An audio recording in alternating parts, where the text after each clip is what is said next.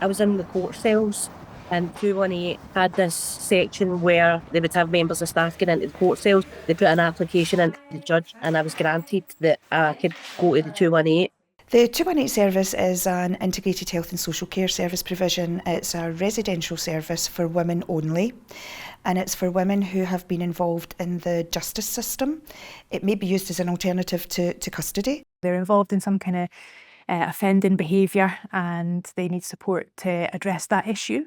But we know that offending doesn't happen in a vacuum, so there's usually other factors at play, like substance use or mental health, trauma, sometimes fleeing violence. The justice service can't meet the needs of women who've been very traumatised, and hence the reason that the 218 service did evolve. We have a person-centred approach at the 218 service because every resident that comes in is facing their own unique circumstances, although there's a lot of things in common. How an individual experiences that disadvantage or that barrier might be completely different to someone else. Nurses are part of that integrated multidisciplinary team. There are a number of other health professionals who work as part of that team.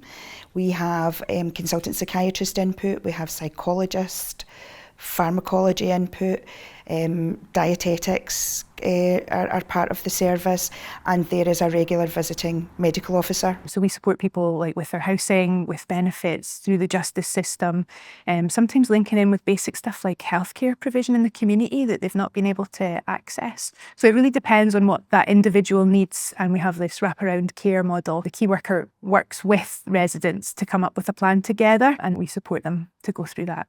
The nurses would conduct an assessment and do a comprehensive health assessment on the women when they first come into service.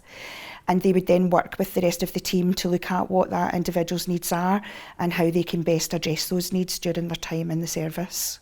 There's some women where there's kinship arrangements, or grandparents or partners have the children. So we support women to have visits with their children once a week. That becomes integrated into part of a care plan. And we will also, if there's child care arrangements with social work departments, that will become integrated in a care team. So we'll ensure whatever, we will maintain contact and support her to maintain contact with their children while she's in the service. When I arrived at 218, I was terrified. I literally didn't come out my room for a week. We call that as our settling in, our welcome programme. The support is there, but there's no expectation to engage in any group work at that point. It's just about relationship building with their care team, with their workers. Once I got out the room, I was absolutely fine. You can see people start to relax, start to take more time for self-care, and that really comes out just in people's faces, and their mood, I think, is transformed. You could see the differences in the women in a very short space of time. Even within a week or two, sometimes you would see a marked change in the physical appearance of women because they were eating and they were able to rest in a safe place, and they were getting the right kind of treatments, medical treatments, and the right kind of support that they needed. There's no such thing as a typical day at the 218 service. We do have a structured programme where the residents there take part in group work and therapeutic activities, in work with their key workers where they address issues such as benefits or housing issues. We try and do exercise every day and encourage that, and encourage a lot of relaxation, holistic practices, sleep hygiene. My thinking started to change as a result of the programme that they were teaching. My offending behaviour, I started to look at addiction differently. I started to detox off the medication I was on. The value of working in a group as opposed to one-to-one working is that the peer support element, I think, really helps people to be able to overcome a lot of stigma that they might face. A staff member disclosed that they had addiction issues in the past, and she went into the traumatic episodes that happened in her life. I thought it was only me that had went to the depths of despair, and I looked at her and I was like, she's done this. And something just ignited in me. There was this hope that just was installed in me. There was a moment that we were doing the recovery walk. We had to make our own t-shirts. You felt proud to walk about the streets, do you know what I mean, wearing these t-shirts that we had all made. Here at 218, we're highly regarded because there is not another service like us. Over the years, we've had visits from different People from across the world come to see how we do this. Women come in here and we can address all their needs without having to go to 5 different services. And the cycle of reoffending can end when people have the right opportunities and access to the right resources at the right time for them. And that's why having a service that's available for people is so important.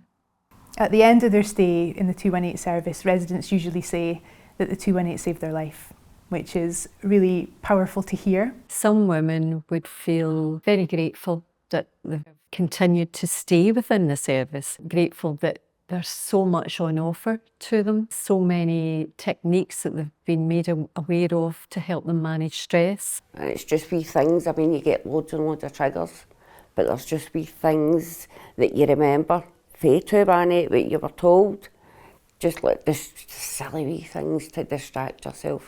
If I never got the opportunity to go into 218, I would be dead. And that's no any exaggeration. I know that for a fact. I believed 218 changed my life a million times. I honestly think I'd have been dead if I didn't get the help for 218. I'm happy here.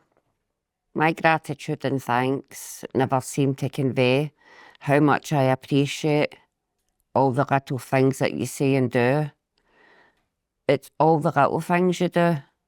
You might not realise the ripples and the impact they make.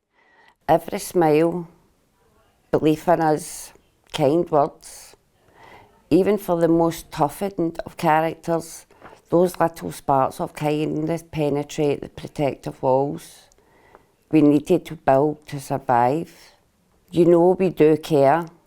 Even if we're consumed in our bubbles and troubles, don't show our gratitude or remember to always say thanks or ask how your day is going.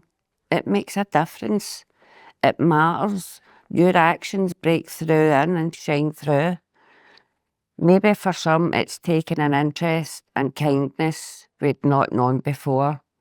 On behalf of the residents, a big thank you, and I look forward to my future now.